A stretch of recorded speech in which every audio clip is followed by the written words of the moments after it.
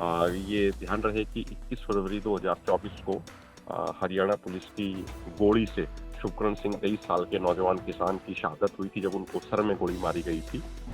किसान तो सिर्फ सड़क रोकना जानते हैं, धरना देना जानते हैं, लेकिन वहां पे उस दिन 14 तारीख को बातचीत की टेबल पे एक एक पक्ष, बिल्कुल एमएसपी गारंटी कानून की एक एक पहलू है वो बड़ा मजबूती से रखा गया। मांगें पूरी होने तक, एमएसपी गारंटी कानून बनने तक हमारा अनशन है वो एज इट इज जारी रहेगा। तमाम पॉलिटिकल पार्टियों की जो सरकारें हैं कहीं ना कहीं वो दोषी रही हैं, इसलिए उनको अपना थोड़ा बहुत 1% 2% दोष मुक्त होने के लिए जरूरी है। शरीर के अंदर जो फैट है, मांस है, वो बिल्कुल बर्न हो चुका है, तो स्थिति बड़ी सीरियस है लेकिन स्टेबल है। जो एक समय 55वें दिन बिल्कुल ये आ गया था कि भाई 48 घंटे ही रह गए हैं। नमस्कार, मेरा नाम सोनिया सत्तानीता है और इस समय हमारे साथ जुड़ चुके हैं किसान नेता अभिमन्यु कुहाड़। अब अभिमन्यु, पहले तो यही जानना चाहूंगी कि आप जिस बॉर्डर पर फिलहाल बैठे हैं, वहाँ की क्या तस्वीर है, क्या हालात हैं वहाँ? देखिए, आज सरदार जगजीत सिंह डल्लेवाल जी के अमर अनशन का 86वां दिन है जी। और अभी हजारों की संख्या में किसान यहाँ पे मौजूद हैं, हजारों की संख्या में ट्रैक्टर ट्रॉलियां हैं और 21 तारीख को शुभकरण सिंह की शहादत की पहली बरसी पे अ, बठिंडा के गांव बल्लो में तीनों मोर्चों पे, दाता सिंह वाड़ा खनौरी मोर्चे पे, शंभू मोर्चे पे, रतनपुरा मोर्चे पे और देश भर के अन्य राज्यों में जिले स्तर पे और अन्य स्तर पे बड़ी बड़ी श्रद्धांजलि सभाएं आयोजित करी जाएंगी 21 फरवरी को। ये ध्यान रहे कि 21 फरवरी 2024 को हरियाणा पुलिस की गोली से शुभकरण सिंह 23 साल के नौजवान किसान की शहादत हुई थी जब उनको सर में गोली मारी गई थी। तो इसके अलावा अगर आप देखेंगे, अभी 22 फरवरी को केंद्र सरकार के साथ हमारी अगले राउंड की बैठक है एमएसपी गारंटी कानून समेत तमाम मुद्दों के ऊपर। जी। और बीते कई दिन पहले भी वार्ता हुई केंद्र के साथ।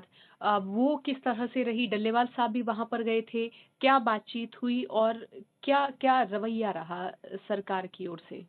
देखिए, जो हमारी बातचीत हुई 14 तारीख को, जी। उसमें केंद्र सरकार की तरफ से जो फूड एंड प्रोसेसिंग मिनिस्ट्री और कंज्यूमर अफेयर मिनिस्ट्री के मिनिस्टर हैं, कैबिनेट रैंक के मिनिस्टर हैं, माननीय प्रहलाद जोशी जी, और एग्रीकल्चर मिनिस्ट्री के जो सेक्रेटरीज हैं और अन्य जो अधिकारी हैं, वो सब सभी के सभी मौजूद रहे थे और लगभग 2.5 घंटे तक हमारी मीटिंग चली जिसमें सरदार जगजीत सिंह डल्लेवाल जी ने स्वयं भाग लिया और दोनों मोर्चों का 28 सदस्यीय डेलीगेशन था पूरे देश भर से। तो उन्होंने विस्तृत चर्चा करी और जो सरकार की तरफ से तथ्य रखे गए, सरकार ने अपनी तरफ से तथ्य रखे कि भाई वो एमएसपी, किसानों को एमएसपी देने के लिए क्या क्या योजनाएं चला रहे हैं उनके बारे में उन्होंने बताया। तो उसके बाद हमने तथ्यों सहित अपनी सब एक एक बात का जवाब भी दिया और अपने फैक्ट भी रखे, जिसके बाद अधिकारियों ने कहा कि भाई जो फैक्ट आप रख रहे हैं कृपा करके ये हमें भी उपलब्ध कराएं, मुहैया कराएं।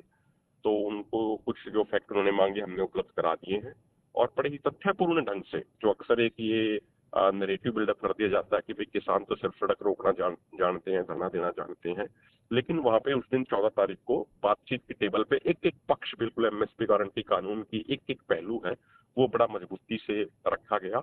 और जो केंद्रीय मंत्री प्रहलाद जोशी जी थे उन्होंने 3-4 बार जगदीश सिंह डल्लेवाल जी से ये निवेदन किया कि भाई आप, केंद्र सरकार बातचीत कर रही है, आपकी जिंदगी बड़ी अमूल्य है, केंद्र सरकार बड़ी चिंतित है आपके स्वास्थ्य को लेकर, तो कृपया अनशन आप समाप्त कर दें।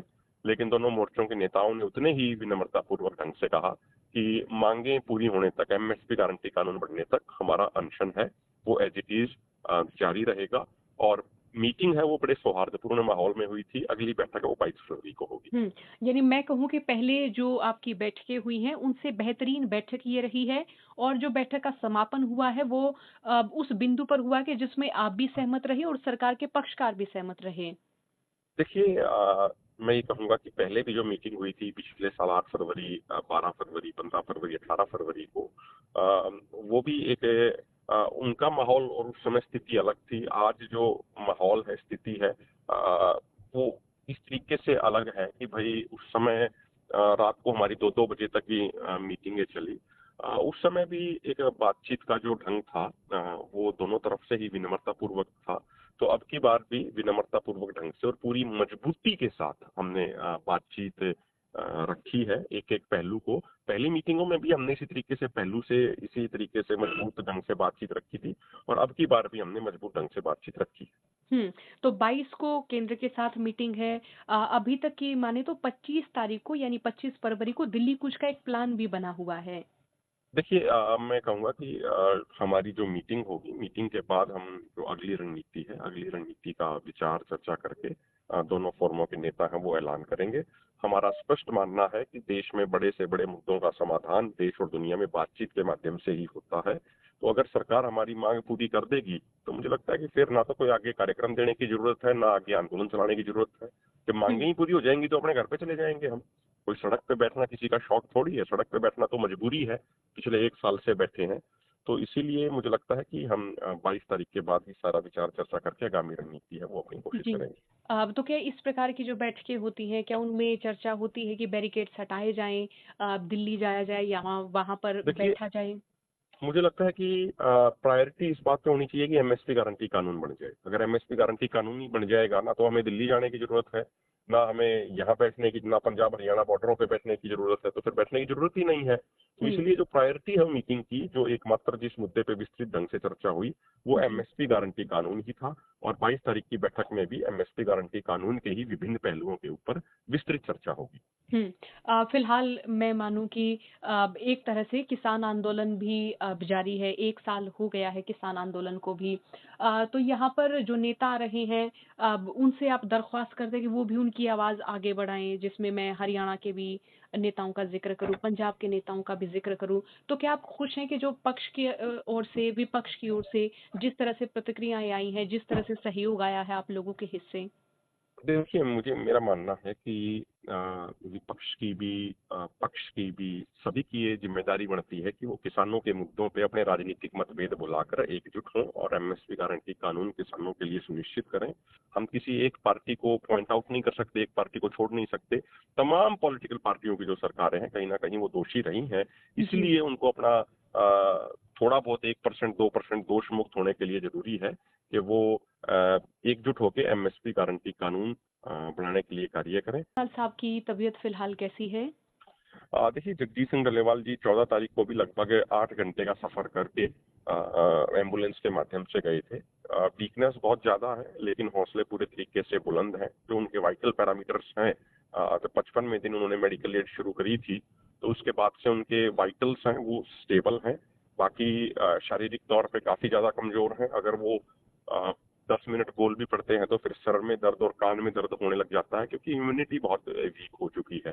जी। तो शरीर के अंदर जो फैट है, मास है, वो बिल्कुल बर्न हो चुका है। तो स्थिति बड़ी सीरियस है, लेकिन स्टेबल है। जो एक समय 55वें दिन बिल्कुल ये आ गया था कि भाई 48 घंटे ही रह गए हैं, तो वैसी स्थिति अभी नहीं है।